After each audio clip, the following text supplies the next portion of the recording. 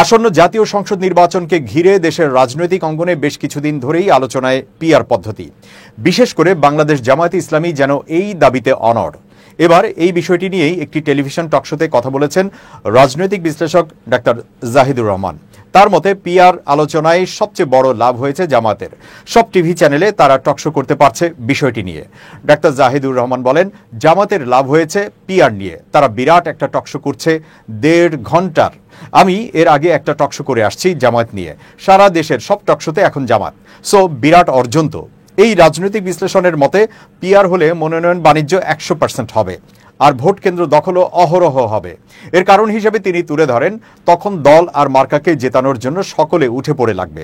জামাতের দাবি, দেশের 71% জনগণ পিআর চায়।